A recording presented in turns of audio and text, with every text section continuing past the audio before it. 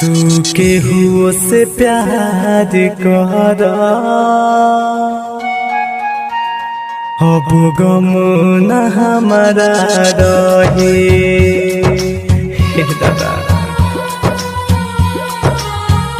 तू केहू से प्यार कर अब गम न हमारा रहे। जवन दर्द दिले तू बारो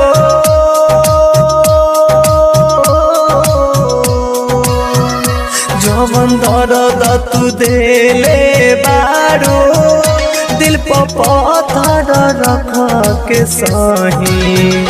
तू केहू से प्यार कर अब गम न हमारा रहे।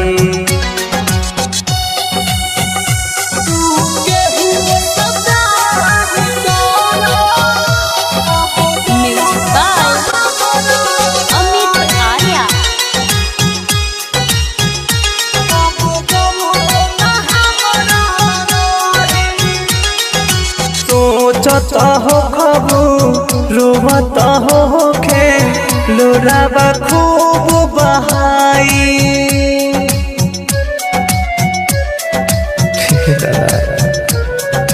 जाबे वफा तू जहाँ जहाँ हमारा कुछ नहीं बुझाई। लौट के अइबू तू जहिया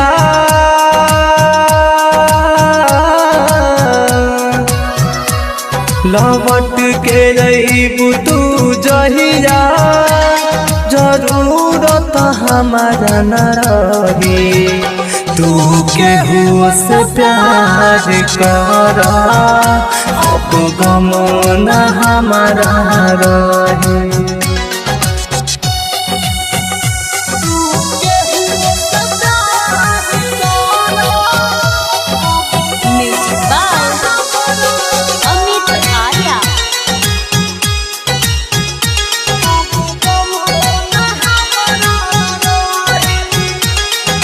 पर मारुति से तू कहलू हरदम प्यार निभाए।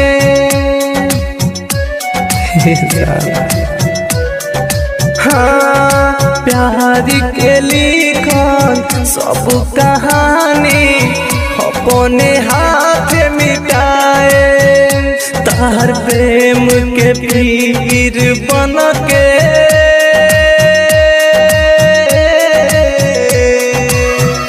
तार प्रेम के पीर बन के गुडगिरी के अखिया बही।